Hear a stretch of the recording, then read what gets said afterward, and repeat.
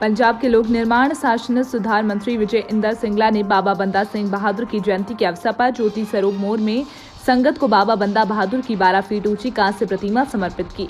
इस अवसर पर उन्होंने घोषणा की कि स्थान अब से बाबा बंदा सिंह बहादुर चौक के नाम से जाना जाएगा। इस मौके पर उन्होंने मुख्यमंत्री से मुलाकात की। चरणजीत सिंह चन्नी द्वारा बाबा बंदा सिंह बहादुर की जयंती पर आयोजित समारोह को संबोधित करते हुए श्री सिंगला ने कहा कि वे गुरु साहिब की कृपा से लोगों की सेवा करने में सक्षम हैं।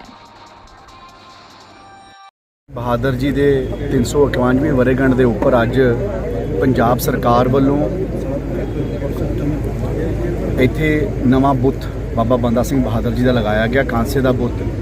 और आप सबनों पता है उन्होंने सोच बारे किस तरीके दे नाल उन्होंने मुगल राज के खिलाफ लड़ाई लड़ी, किस तरीके नाल उन्होंने अपने जीवन दे विच अपने फैसले के उपर दृढ़ता के नाल खड़े रहे, किस तरीके नाल उन्होंने काश्तकारां नूं ज़मीन देण वास्ते एक बीड़ा चक्या। और कि दूजे पासे अज बीजेपी की मोदी सरकार जिहड़ी हैगी वो अज 3 काले कानून लैके आके अज अपने छोटे किसानी दे कोल जो ज़मीन है उन्होंने तंग करने की कोशिश कर रही है। तो जो सोच 1708 तो लैके अज तक चली आउंदी सी उसनूं दा घाण करन वास्ते बीजेपी की मोदी सरकार ने काम किया। और मैं समझदा कि आप सारिਆਂ ਨੂੰ ਜਦੋਂ भी ऐसे शहीदों के स्मारक बनाने की गल आती है या शहीदों दीयां यादां ਨੂੰ बरकरार करने की गल आती है, इस दे नाल ये साडे नौजवान पीढ़ी वास्ते साडे आने वाले बच्चों वास्ते एक चानन मुनारा हुंदी है और उन्हां वास्ते एक सेध का इलाका हुंदी है। और सानू सारिਆਂ ਨੂੰ इस गल के उपर काम करना चाहिए। और कांग्रेस पार्टी ने हमेशा जो भी कांग्रेस पार्टी की सरकार आई है उन्होंने हमेशा शहीदों के स्मारकों को बरकरार करने वास्ते काम किया, चाहे वो 2002 तो 7 की सरकार होवे और चाहे 2017 तो लैके हुण 22 की सरकार होवे। हमेशा इस एरिए नूं प्राइम फोकस ते रखे ताकि साडे बच्चे साडे सूबे दे नौजवान वो लोग जिहड़े आने वाले समय इस भविख विच इस बड़े बड़े गुरु साहब दी ते बड़े बड़े लोग जिन्हां दीयां वड्डियां कुर्बानियां रहियां उन्हां नूं अपने जीवन दे विच निर्धार कर सकन और उस पैरे दे उपर चल सकन। एक 50 किलोमीटर का जिहड़ा एरिया वधाया गया बीएसएफ तक किवें देखो नहीं वो तो थानू पता ही है कि जी भारत सरकार है उस जिहड़ियां स्टेट के राइट्स होंदे हैं उहदे च इनफिल्टर करने की कोशिश कर रही है। हमेशा मोदी सरकार ने बीजेपी की सरकार ने जिहड़े सूबे विच कांग्रेस पार्टी के राज नहीं होंदे या बीजेपी के राज नहीं होंदे बेसिकली वो वाले पार्टियां वो वाले सूबे दे विच हमेशा इनफिल्ट्रेशन ऑफ राइट्स की है या जिहड़े सरकारां दे सूबे दी सरकारां दे दी ताकतां होंदियां उहदे विच इनफिल्टर करने की कोशिश की है।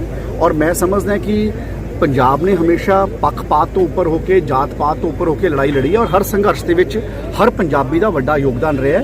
तो मैं समझदा कि बीजेपी नूं ऐसियां चीज़ां नहीं करनी चाहिए। सारा पंजाब इकट्ठा है, चाहे हिंदू है, चाहे सिख है, चाहे मुसलमान है, चाहे ईसाई है, असी सारे लोग इकट्ठे होकर इस गल के उपर अपनी सूबे ते पहरा देंदे हैं। और पंजाब पुलिस ने हमेशा चंगा काम पहला भी किया ते हुण भी कर रही है। और जिथे तक सेंट्रल पैरामिलिटरी फोर्सेज हैं they have been guarding the borders and they have been doing a good job at the borders. They need to strengthen the borders.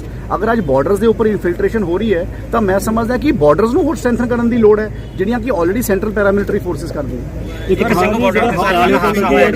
पटियाले तो लेके बड़ी मंग की जा रही, बड़े एक्सीडेंट हो रहा जी सरहंद की हो गया पटियाले तो लेके सरहंद तक सड़क की बहुत बुरी हालत है जी।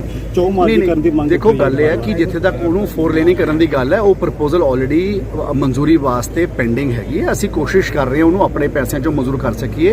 एक प्रपोजल असीं उहदी 4 लेन वास्ते भारत सरकार नूं भेजी सी पर लेकिन भारत सरकार की जिहड़ी हुण नवीं प्रपोजल आंदी है वो एग्जिस्टिंग रोड नूं 4 लेन करने वास्ते नहीं आउंदी बिकॉज वो प्रोजेक्ट्स बड़े महंगे पैंदे हैं क्योंकि वो जी लैंड एक्विजिशन का बहुत बड़े पैमाने पर खर्चा आ जाता है because you are travelling already from the जिहड़े ऑलरेडी डिवेलप्ड टाउनस हैं तुसीं उहनां दे उपर तुसीं आके एक्वायर करदे हो लैंड नूं।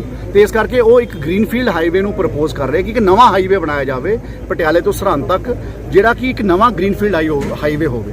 तो इस करके वो भारत सरकार की 4 लेन की नैशनल हाईवे की प्रपोजल है। But in the mean time state government अपने कोलों कोशिश कर रही है कि असीं ये सड़क नूं 4 लेन कर सकें।